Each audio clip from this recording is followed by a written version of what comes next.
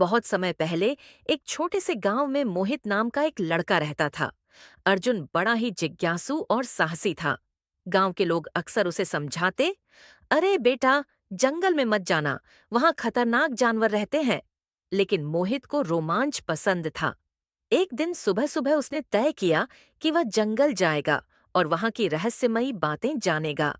सूरज की पहली किरण के साथ ही वह अपने छोटे से झोले में रोटी, पानी और एक लकड़ी की छड़ी लेकर निकल पड़ा। गांव से बाहर निकलते ही उसके सामने एक बहुत बड़ी नदी दिखाई दी, तो वह नाव में बैठकर नदी को पार करने लगा। उसे पानी की लहरों की आवाज सुनाई दे रही थी और उसका दिल बहुत तेजी से धड़क रहा था। हिम्मत करके उसने नदी पार कर ली। नदी पार करने के बाद सामने फैला हुआ घना जंगल दिखाई दिया। चारों ओर ऊंचे ऊंचे पेड़, चिड़ियों की चहचहाहट और ठंडी हवा थी। मोहित ने गहरी सांस ली और आगे बढ़ा। जंगल में कदम रखते ही उसे लगा जैसे कोई दूसरी ही दुनिया में आ गया हो। जंगल में चलते चलते उसकी मुलाकात एक हिरण से हुई। हिरण बिल्कुल नहीं डरा, बल्कि मोहित को देखकर रुका और मानो रास्ता दिखाने लगा। मोहित मुस्कुराया और उसके पीछे पीछे चल पड़ा। थोड़ी दूर जाने पर अचानक झाड़ियों से सरसराहट हुई।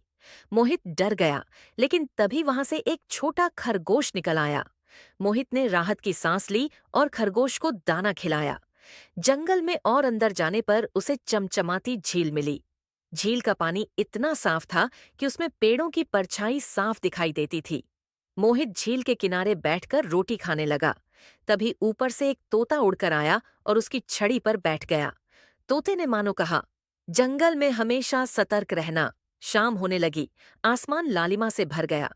मोहित ने सोचा, अब वापस गांव लौटना चाहिए। लौटते समय उसने जंगल को ध्यान से देखा और सोचा कि यह जगह डरावनी नहीं, बल्कि बहुत सुंदर है। उसने ठान लिया कि वह फिर से यहाँ आएगा, लेकिन हमेशा सावधानी से।